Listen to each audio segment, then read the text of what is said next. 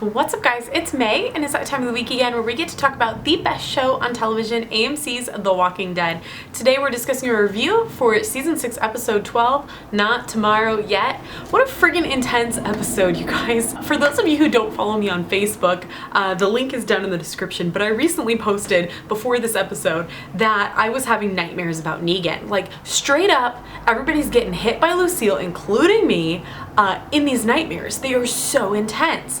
And then last night, after watching this episode, my dreams were like continuously about like, I don't even know what they're about. They're all about waiting for Negan, like seeing other people and where's Negan, and Negan's coming any minute and we have to get supplies, and it's just like my brain has been like totally focused on The Walking Dead and Negan in these last few episodes of Season 6, and I can't shut my brain off. I wake up like 5 times a night from a dream about friggin' the Saviors and Negan. It's ridiculous.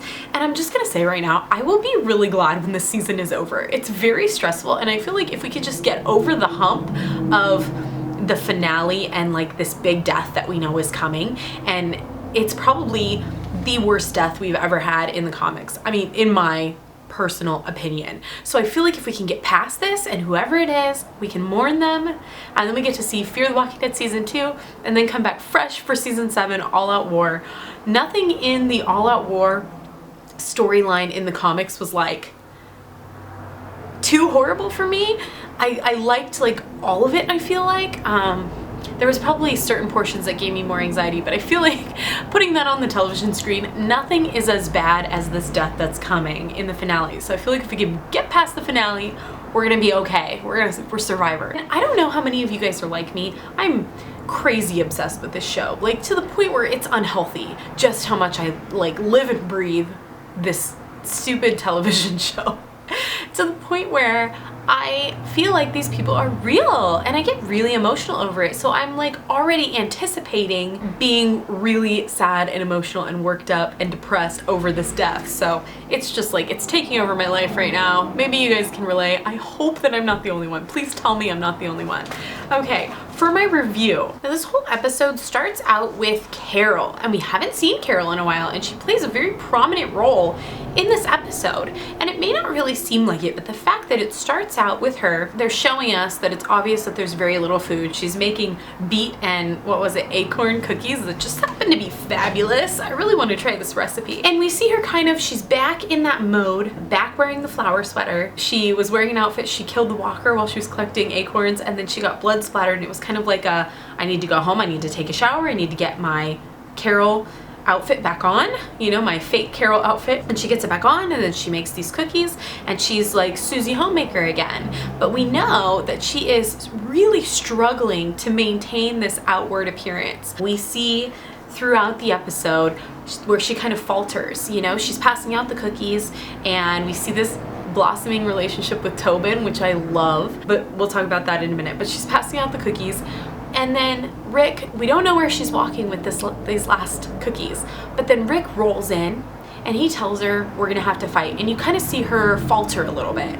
That happy, smiley demeanor that she has, it just kind of falters. And we can tell later on in the episode when we see her keeping track, she's having trouble sleeping. She's smoking now, so she's repressing a lot of internal emotions and internal issues that are plaguing her mind right now. So she's keeping a record of those she's killed, and I feel like she doesn't want to forget. By keeping that record, she doesn't want to forget these deaths. She doesn't want them to just be meaningless people that she killed, that they were all important people and she did what she had to do, but it's taking its toll on her, and the fact that she's keeping track in there of who she's killed is a very big deal. I feel like it's kind of a coping mechanism, but at the same time, I don't necessarily think it's the right one. It's not helping her to dwell on this. We see her with this blossoming relationship with Tobin. I think it works. They kind of hinted at it very early on, I think, in Season 5, and we saw nothing of it since. But I like that now things have quieted down. There have been, you know, it's been a couple months, and people have had time to relax a little bit. I'm happy for Carol. She needs a good thing in her life right now. And there was a very interesting conversation with her and Tobin. She says, she asked him a question. It's something like, how do I do it? Like, how do I do all of this? And he says, because you're a mom. And it was like, wow, it really hit me. And she's like, well, I'm not a mom anymore. I was a mom. And he's like, no, you're a mom. You still have those instincts. And I really, like, at that moment, I felt like I really understood Carol. And she's gone through this huge thing where she was this very meek victim, abused woman who wanted to protect her child but has always been under the wing of an abusive husband. And then she has changed and evolved and blossomed into this strong woman that does absolutely whatever it takes to keep those she loves alive.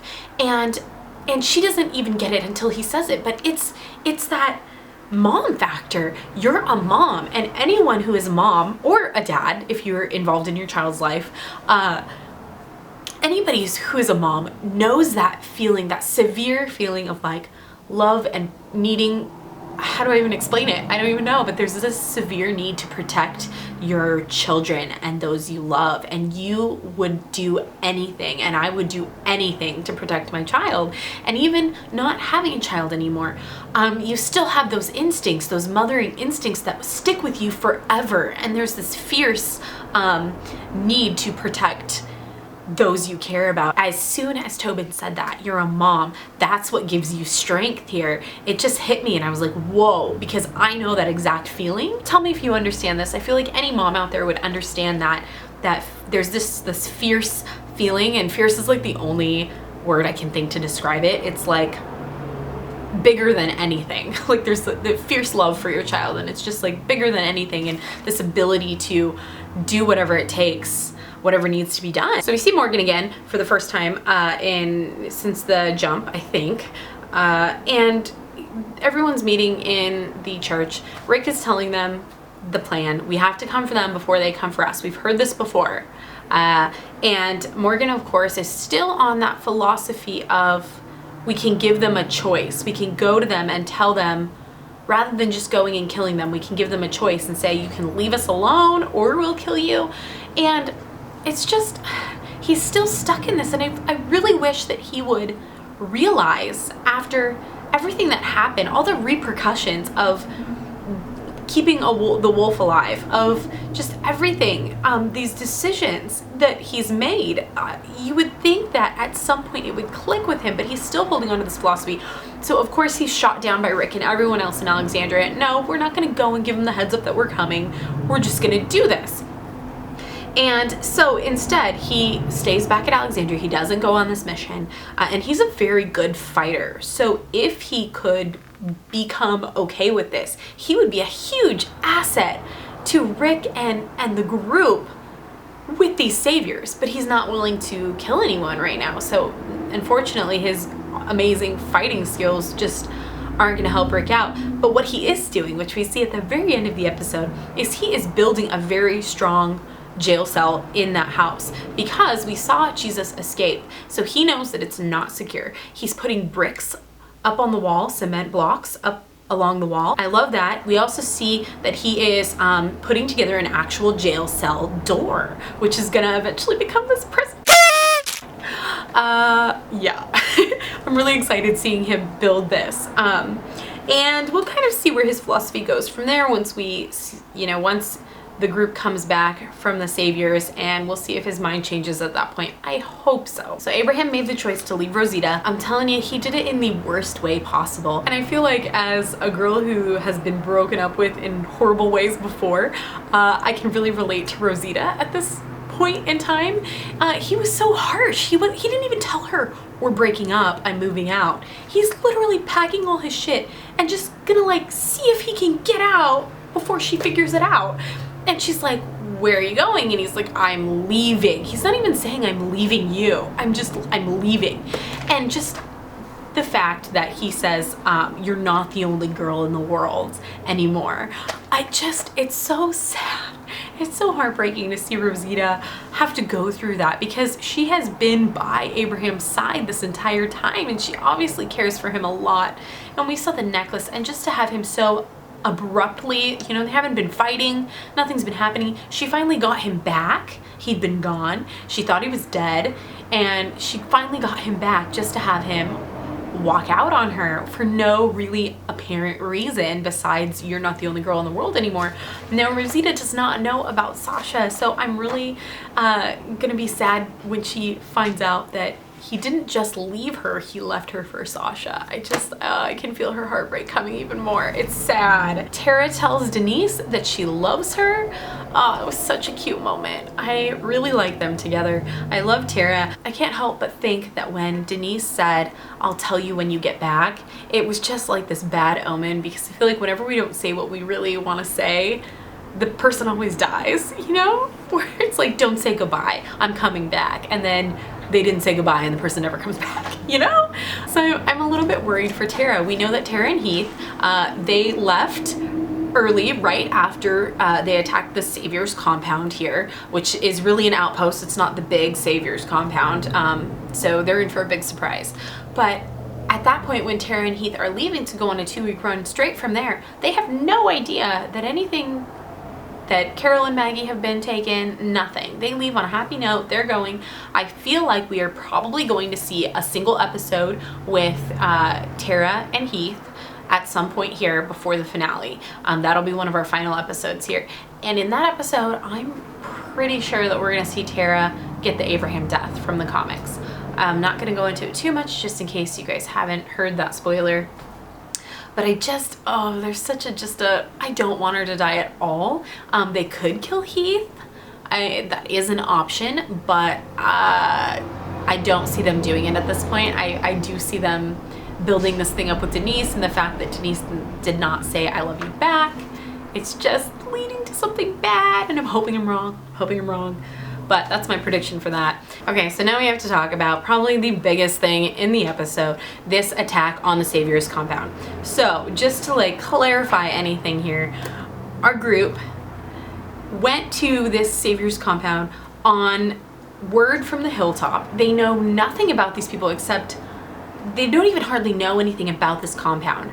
But everyone's under the impression, both the hilltop and Rick's group, that this is the only outpost compound that Negan has.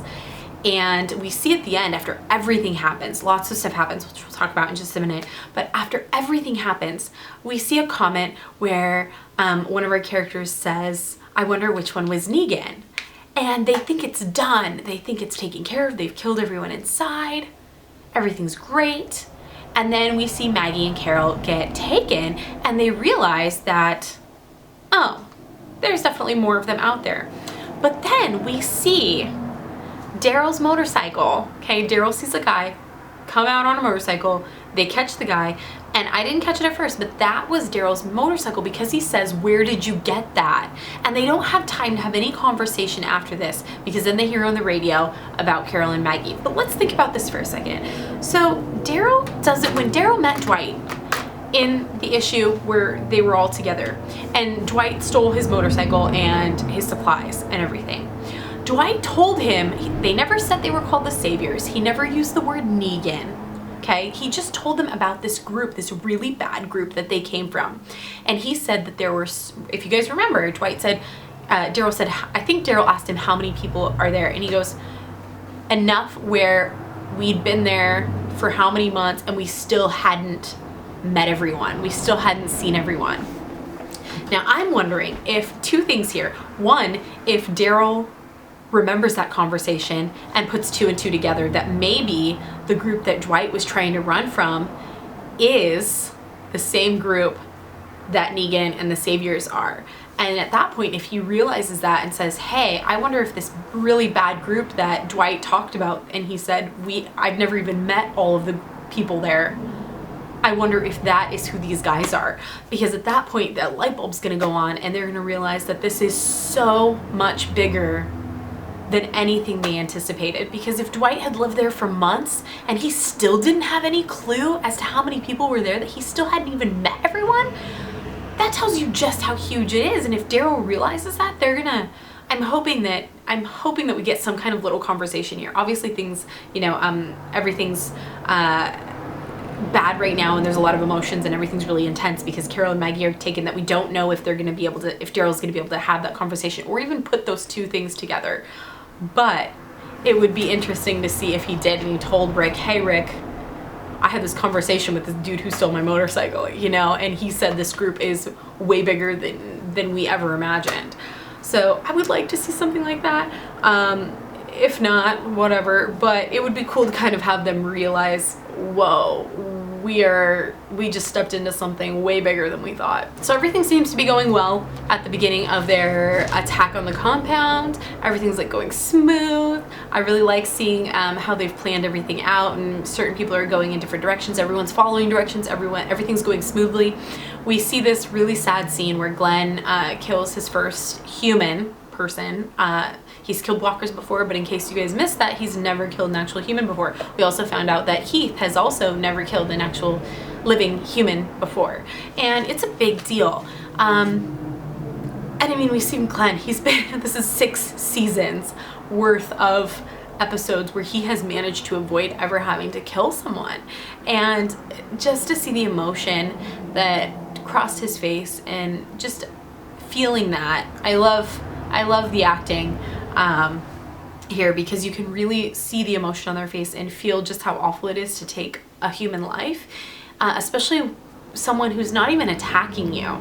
These people are sleeping peacefully. They have no idea they're about to die, and just to take life, so it's not an easy thing. And I like that we see them hesitate and kind of like think about it before they do it, because it's not something you can just easily do, especially if it's the first time ever doing it. And I really liked that Glenn reached out for Heath and took that burden off of Heath so that he didn't have to do it. That was a really awesome thing to do, especially since it was really hard for Glenn to kill the first person.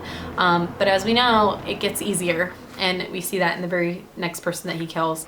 So after they kill these 2 saviors here in bed, we see Glenn look up at a kind of corkboard above this dude's bed, and he sees all of these Polaroids of people who have been killed by Lucille.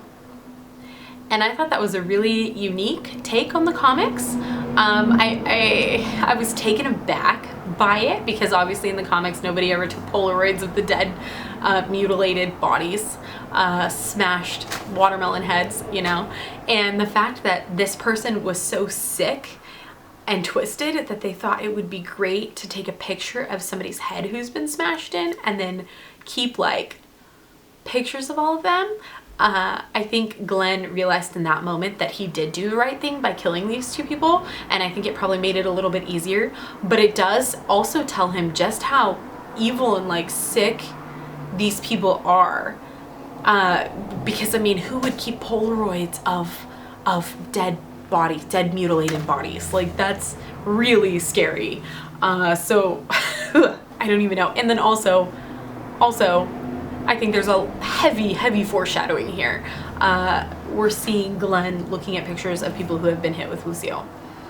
So if that doesn't tell you that Glenn is going to be the one to get Lucille, I don't know what's going to convince you. I like that they're building all of these things up to make it seem like Glenn is going to be the one to go. The story's moving along nicely. I obviously don't want Glenn to die, but they've built everything up just for that. So to have them just like completely troll us and be like, haha, it's not gonna be Glenn, it's gonna be Daryl, or it's gonna be Abe or something, I just think that's a really ridiculous thing to do. Why build it up so much? I don't know, because I know a lot of you guys are commenting like, ooh, that's like some really like obvious foreshadowing, but I kind of feel like, I mean, have you guys talked to some of the fans of The Walking Dead, like people who don't actually like, who just watch the show casually and don't read the comics or don't like really pay attention to the details, because some of the stuff that's said can be really ridiculously stupid. And so sometimes I feel like the writers have to make things more obvious so that everyone gets it, or like a wide spread of across all of our generations of people who watch The Walking Dead. So there's you know, older people, middle-aged people, young adults, teenagers, I'm sure, and you know, we're all like at different levels of like what we comprehend when we watch a television show. So sometimes I feel like the writers have to put things in that are a little bit more obvious, but then they also put in things in the story that only people who are really paying attention will understand. And so sometimes I feel like when they foreshadow really hardcore something like this, like Glenn seeing these Polaroids of the people dead by Lucille. I feel like that's not just an obvious like troll. Like they have to put these things in there to get everyone to understand. Am I crazy? I don't know. I feel like I'm babbling now. Okay, moving right along. Surprise, things don't go as planned. One of the saviors catches Abe and Sasha off guard and all hell breaks loose. I mean, things are really bad. Everyone manages to get out safe, but this huge alarm system goes off and then, you know, Carol and Maggie get kidnapped. I just feel like Rick's plan to get the saviors before the saviors can get them. I mean, like, it's great. It's great that you want to be proactive, but I feel like rather than going and attacking right away, they should have observed a lot more. Like, spent a week observing these people and not just take it on the word of someone they don't even know on what to do. I mean, they're like, okay, tell me what you know, and we're going the very next day. I just feel like if they had observed them more, maybe they would have seen people leaving and not coming back, or they could have followed some people and seen that there were multiple outposts, because what I believe here is that there are multiple places like this one, and then there is the big Saviors compound where Negan lives. I mean, I'm certain that there are different areas, and the reason being is they want these communities, they want the hilltop, they want the kingdom to deliver goods to this area and not have any idea that there's a bigger location based somewhere else. And that keeps their location safe. It keeps Negan safe, you know. So I feel like if Rick had spent a little bit more time observing these people, maybe they would have figured out that this group is a lot bigger than they could handle. I don't know. I just feel like at this point, Rick really jumped the gun here, and it's not going to end well. Obviously, at the end of the episode, Carol and Maggie get taken. Next episode, we're pretty sure, I mean, it's a given that it's just going to be a Carol and Maggie episode.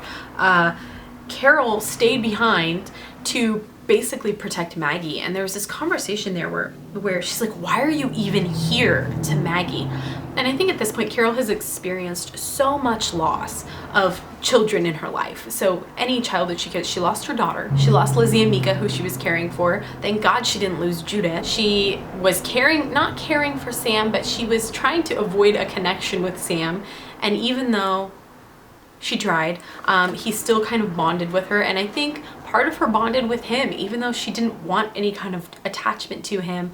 There was an attachment there because we see her leave the cookie on his grave, and once again there's another child that she's been in contact with that has died, and I feel like at this point she doesn't understand why Maggie would risk this baby, this beautiful life that she has in her, by going out and doing something stupid like going on a run or going and fighting these saviors when she could be safe at Alexandria, making sure that the baby is going to stay alive.